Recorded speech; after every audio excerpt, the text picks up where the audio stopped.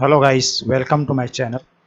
आज हम लोग सीखेंगे द्विघात व्यंजक या द्विघात समीकरण का गुणनखंड कैसे निकाला जाए। द्विघात बीजीय व्यंजक या वर्ग समीकरण जिसको कहते हैं, है ना। उसमें द्विघात बीजीय व्यंजक में राइट हैंड साइड में बराबर लिखकर अगर जीरो लिखे जाए तो वर्ग समीकरण कहलाता है। तो वर्ग समीकरण का हम गुणनखंड निकालते हैं, फिर उसका 10वीं में हम लोग उसका मूल निकालते हैं, इंग्लिश मीडियम वाले जिसको जीरोस बोलते हैं। तो इसको निकालने का हमारे पास दो विधियां हैं। पहला तो है गुणनखंड विधि, दूसरा हमारे पास सूत्र विधि है। तो गुणनखंड विधि में हम उन सवालों को बनाते हैं जिसमें अंक छोटा हो, मतलब बहुत छोटे अंक दिया रहे, जिसका हम लोग पहाड़ा पढ़ के आसानी से जिसका गुणनखंड निकाल सके, उन सवालों को गुणनखंड विधि से ज़्यादातर बनाते हैं। जो सवाल कॉम्प्लिकेटेड लगे उसको बहुत आसानी से सूत्र विधि से हम लोग उसका मोल ज्ञात कर सकते हैं। तो आज हम लोग सीखेंगे द्विघात बीजीय व्यंजक या वर्ग समीकरण का गुणनखंड मध्य पद को तोड़कर कैसे निकाला जाए। तो यहाँ पे मैं आप लोगों को बताने जा रहा हूँ कि मध्य पद को कैसे आसानी से तोड़ा जा सकता है।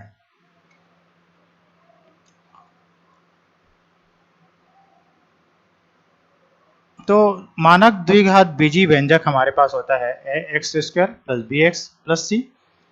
यहाँ पे ए बी सी हमारे पास अचर राशियां होती हैं, उसका मान 1 2 3 4 5 6 ऐसा हो सकता है। एक्स हमारा चर है, सी के साथ एक्स यहाँ पे जैसे नहीं दिख रहा है, लेकिन इसका एक्स का यहाँ पे घटते घात 2 है, यहाँ पे एक्स का घात यहाँ पे अपन देखते हैं तो 1 है। यहाँ पे सी के साथ एक्स दिख नहीं रहा है, लेकिन एक्स का घात यहाँ पे 0 है, मतलब एक्स यहाँ भी है सी के साथ। इसके बाद आते हैं द्विघात बीजीय व्यंजक का गुणनखंड या वर्ग समीकरण के मूल ज्ञात करने का प्रश्न हमारे पास 5 तरह से हो सकता है। पहला A X square plus B X plus C type का, मतलब जहाँ पे हमारे पास जो b है वो भी धनात्मक हो और c भी धनात्मक हो। दूसरा प्रश्न ये हो सकता है कि हमको x स्क्वायर का गुणांक जैसे a है वो ऋणात्मक हो, b धनात्मक हो, c धनात्मक हो। तीसरा ये हो सकता है कि हमारा b ऋणात्मक हो और c ऋणात्मक हो। चौथा ये हो सकता है कि b ऋणात्मक हो और c धनात्मक हो। और पांचवा ये हो सकता है कि b धनात्मक हो और c ऋणात्मक हो। इस प्रकार से 5 तरह से प्रश्न हो सकते हैं जो द्विघात बीजीय व्यंजक होंगे और उसको हमको हल करना है। मैं आगे इन सभी सवालों को एक एक उदाहरण के द्वारा आप लोगों को बहुत सरल ढंग से समझाऊंगा और आपको ऐसा समझ में आएगा कि डाउट होने का सवाल ही पैदा नहीं होता। जैसे मेरे पास एक उदाहरण है जिसमें 144 एक्स का वर्ग धन 24 एक्स धन 1, ये हमारा प्रश्न है। एक द्विघात व्यंजक है, इसका मध्य पद 24 एक्स है और प्रथम पद 144 एक्स स्क्वायर और अंतिम पद 1 है। तो हम यहाँ पे जैसे दिख रहे हैं, यहाँ पे गुना लिखा हूं मैं, गुना बराबर प्रथम पद गुणित अंतिम पद और योग बराबर मध्य पद। इस टाइप से हम लोग राइट हैंड साइड में एक बॉक्स बना के लिख लेंगे। सवाल बनाते समय हमको मध्य पद को तोड़ने के लिए सिर्फ 2 नियम की आवश्यकता है, चाहे वो दुनिया का कोई भी द्विघात समीकरण हो, हमको मध्य पद को तोड़ना है। तो इन 2 नियमों को की सहायता से बहुत ही आसानी से आप लोग इन 2 नियमों की सहायता से कोई भी जो वर्ग समीकरण वाले द्विघात बीजीय व्यंजक है उसके मध्य पद को आसानी से तोड़ सकते हो। पहला नियम ये है कि यदि यहाँ पे हम लोग प्रथम पद और अंतिम पद का गुना करेंगे यहाँ पे, तो जो यहाँ पे चिन्हों का गुना होगा, वो गुना धनात्मक होने पर जो दो संख्या चुनेंगे उनको जोड़ने पर मध्य पद प्राप्त होता है। यहाँ पे अगर गुना इन दोनों का गुना करने से चिन्हों सहित गुना करेंगे, अगर चिन्हों सहित गुना करते हैं तो हमको यहाँ पे अगर धनात्मक चिन्ह प्राप्त होता है तो मध्य पद जो प्राप्त होगा उसके लिए हम लोग दो जो संख्या चूज करेंगे उनको जोड़ने से मध्य पद प्राप्त होगा, है ना। और जो चिन्ह होगा, है ना, यहाँ पे जैसे लिखा है गुना धनात्मक होने पर जो दो संख्या चुनेंगे उनको जोड़ने पर मध्य पद प्राप्त होगा, एवं दोनों चुने जाने वाले दोनों संख्या के सामने मध्य पद के सामने अर्थात योग का चिन्ह होगा। और उनके सामने चिन्ह क्या रहेगा, जो संख्या चुनेंगे उसका ये जो योग वाला चिन्ह है ना मध्य पद, जैसे 24 यहाँ पे धनात्मक है तो उनके सामने जो चिन्ह रहेगा वो रहेगा। नियम नंबर 2 कहता है कि गुना ऋणात्मक होने पर जो दो संख्या चुनेंगे उनको घटाने से मध्य पद प्राप्त होगा एवं दोनों के सामने अलग अलग चिन्ह होगा। अलग अलग चिन्ह होगा तो घटाएंगे ही, तथा बड़ा संख्या का चिन्ह तो अलग अलग चिन्ह होगा, और जो दो संख्या चुनेंगे उसमें से जो बड़ा वाला संख्या होगा उनका चिन्ह जो मध्य पद या योग वाले पद के सामने जो चिन्ह रहेगा वो होगा। ठीक है, क्लियर है। तो इन दोनों को अगर याद है, आपके दिमाग में है, तो कोई भी सवाल को आप लोग बना सकते हो। जैसे हम इस सवाल को बना के देखते हैं, तो यहाँ पे देखते हैं कि 144x स्क्वायर धन 24x धन 1, है ना, ये है। तो यहाँ पे गुना कितना हुआ, यहाँ पे हुआ 144x का स्क्वायर धन 1 का गुना हुआ 144x का स्क्वायर, और योग कितना हो जाएगा 24x।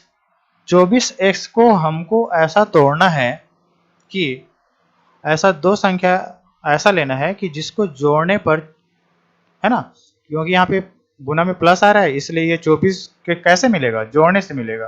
तो ऐसे दो संख्या लेना है जिसको जोड़ने से हमको 24 मिले और जिसको गुना करने से 144 मिले। तो वो संख्या क्या क्या हो सकता है, 12x हो सकता है, 12x हो सकता है, क्योंकि 12 और 12 का गुना करोगे तो 144, x का गुना x स्क्वायर, और 12x जोड़ोगे 24x होता है। इस प्रकार से जो 12x और 12x प्राप्त हुआ उसको हम लोग ये मध्य पद के जगह में, यहाँ पे जो मध्य पद है उनके जगह में हमको लिखना है। उसके बाद लिखने के बाद दो का जोड़ी बनाया, तो यहाँ पे देखते हैं कि इनमें 12x कॉमन है, तो 12x को निकाल दिया तो यहाँ पे 12x बचता है, और यहाँ से 12x निकल गया है तो 1 बचा। इसी प्रकार से यहाँ पे कॉमन दोनों में 1 है, तो 1 को निकाल दे तो यहाँ से 12x बचा, यहाँ पे 1। इसके बाद ये 12x दोनों में है, इसको हम लोग बाहर निकाले, है ना, तो कोष्टक के अंदर क्या बचा, यहाँ पे 12x है और यहाँ से 1। इस प्रकार से ये सवाल आपका बनेगा ऐसा। इसी प्रकार हम देखते हैं अगला सवाल में।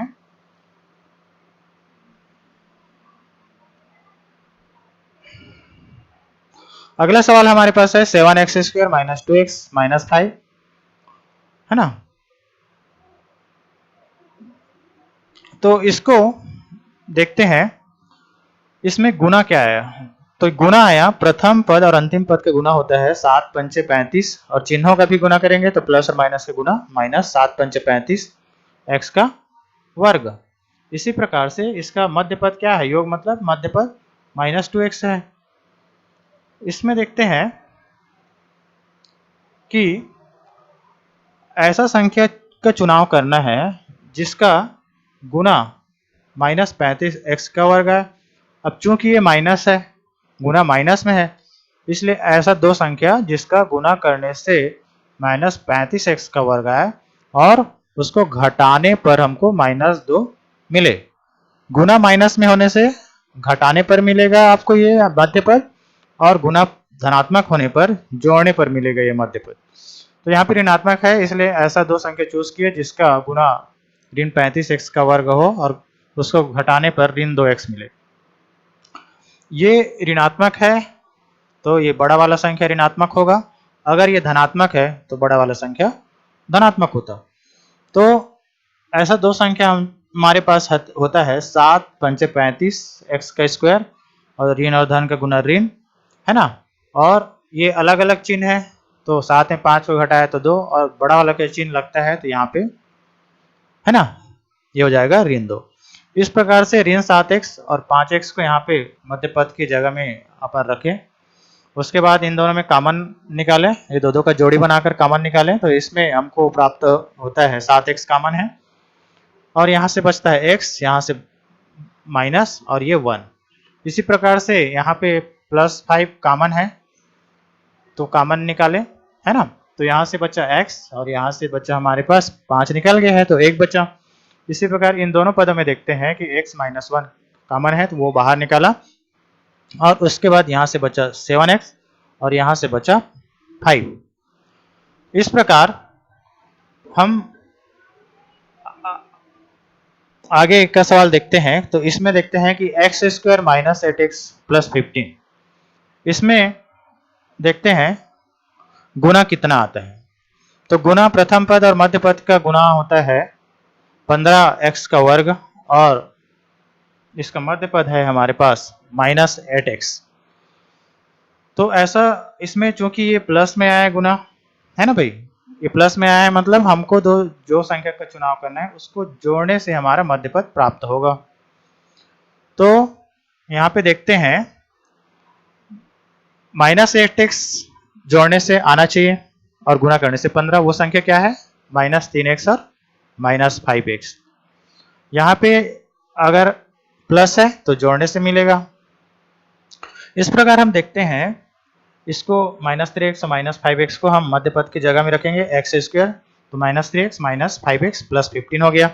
इन दोनों में कॉमन क्या है, इन दोनों में कॉमन हमारा x है तो x को हम बाहर निकालें, तो यहाँ से बचा x और यहाँ से बचा 3।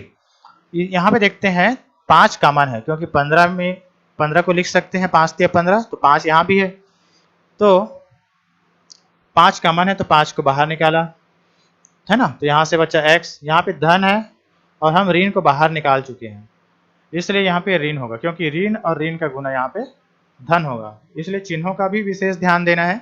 हम कोष्टक लगा रहे हैं तो चिन्ह बदल जाता है, ठीक है। तो यहाँ से दोनों पदों में x - 3 कॉमन है तो x - 3 को बाहर निकाला, तो यहाँ से बचा x और यहाँ से बचा -5।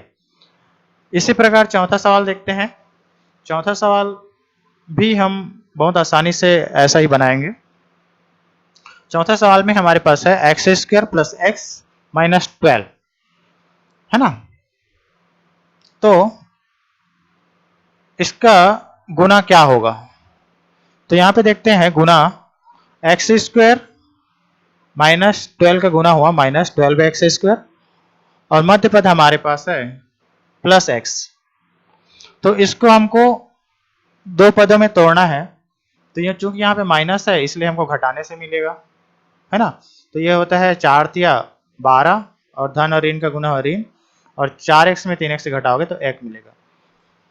इस प्रकार से इसको हम लोग यहाँ पे रखेंगे और इसको हल करेंगे, इसमें कॉमन निकालेंगे दो का जोड़ी बनाकर। तो इसमें देखते हैं कि x कॉमन है तो x से निकाल दिया और यहाँ से बचा x, यहाँ से बचा 4। इसमें भी देखते हैं 12 3 चौक 12 होता है, 3 × 4 है 12, मतलब 3 है यहाँ पर। तो यहाँ पर देखते हैं कि -3 निकाल दिया तो यहाँ से बचा x, ये ऋण, चूंकि हम यहाँ पे ऋण निकाले हैं इसलिए ये ऋण कोष्टक के अंदर धन हो जाएगा, क्योंकि ऋण और धन का गुना यहाँ पे ऋण होता है। हमको बैलेंस करना रहता है चिन्हों का भी, तो ऊपर वाले के साथ बैलेंस करने के लिए हम यहाँ पे धन लिखेंगे। इस प्रकार x + 4 दोनों पदों में है, उसको बाहर निकाला, यहाँ से x बचा है और यहाँ से 3 -3। इस प्रकार x + 4 और x - 3 हमारा आंसर हो गया। इसी प्रकार से हम देखते हैं पांचवा सवाल। तो पांचवा सवाल में हमारे पास एक क्वेश्चन है -x² + 3x + 4। तो इसका गुना क्या हो जाएगा, प्रथम पद और अंतिम पद का गुना हो जाएगा -x² × 4 = -4x²। मध्य पद क्या है 3x + 3x, तो ये मध्य पद हुआ। तो हम देखते हैं इसका क्योंकि यहाँ पे माइनस है इसलिए हमारा मध्य पद घटाने से मिलेगा, तो वो संख्या क्या आगे हो सकता है, -x और 4x। तो यहाँ पे देखते हैं -x और +4x का गुना -4x होगा और 4x में -x घटाओगे तो +3x मिलेगा। इसको हम मध्य पद के जगह में रख देंगे और दो का जोड़ी बनाएंगे। जोड़ी बनाने के बाद जो कॉमन है, जैसे यहाँ पे x कॉमन है, उसको हम बाहर निकालेंगे। तो जो बचेगा, जैसे -x यहाँ से बाहर निकाल दिया तो माइनस तो निकल गया, तो यहाँ से कोष्टक में अंदर क्या बचेगा, x, और यहाँ पे क्या बचा, माइनस निकल गया है तो माइनस है तो प्लस, और ये x निकल गया है तो यहाँ पे 1 गुना x है तो 1 बचा। उसके बाद +4 बाहर निकाला तो यहाँ से बचा x, यहाँ से 4 निकल गया है तो है ना, तो 4 एकम 4 होता है, 4 एकम 4 तो 1 बचा है। इन दोनों पदों में देखते हैं कि x + 1 कॉमन है ना, तो ये x + 1 हमारा कॉमन है तो उसको हम लोग बाहर निकाला तो यहाँ से बचा -x, है ना, यहाँ से क्या बचा, ये -x बचा और ये 4 बचा। तो माइनस का इसमें गुना किया जाए, मतलब माइनस को बाहर निकाल दें, या पटा लग रहा है तो माइनस को बाहर निकाल दें तो ये हो जाता है x + 1 - x + 1, और ये माइनस निकल गया तो x और ये प्लस का माइनस हो जाएगा, मतलब इनका कोष्टक के अंदर का चिन्ह बदल जाएगा तो x - 4 हो जाएगा। इस प्रकार ये आंसर आपको प्राप्त हो जाएगा। तो आज हमने यहाँ पे देखा कि हम लोग जितने टाइप के भी हमारा द्विघात बीजीय व्यंजक है उसको बीज को तोड़कर बहुत ही आसानी से हल कर सकते हैं। इसके लिए हमको सिर्फ ये हमारे पास जो है नियम, जहां मेरे द्वारा जो बनाया गया है कि गुना धनात्मक होने पर जो दो संख्या चुनेंगे, है ना, उनको जोड़ने पर मध्य पद प्राप्त होगा, एवं दोनों चुने जाने वाले दोनों संख्या मध्य पद के सामने अर्थात योग का चिन्ह होगा। गुना ऋणात्मक होने पर जो दो संख्या चुनेंगे उनको घटाने से मध्य पद प्राप्त होगा, एवं दोनों के सामने अलग अलग चिन्ह होगा तथा बड़ा संख्या का चिन्ह मध्य पद के सामने का चिन्ह होगा, अर्थात योग के चिन्ह के समान होगा। इस प्रकार इसको याद रखकर बहुत ही आसानी से आप लोग इसको, है ना, इसको याद रखकर बहुत ही आसानी से कोई भी मध्य पद को तोड़ा जा सकता है। Thank you guys for watching video. यदि आपको मेरा वीडियो अच्छा लगे तो अपने दोस्तों को शेयर कीजिए ताकि उनको भी इनका लाभ मिल पाए। Thank you guys.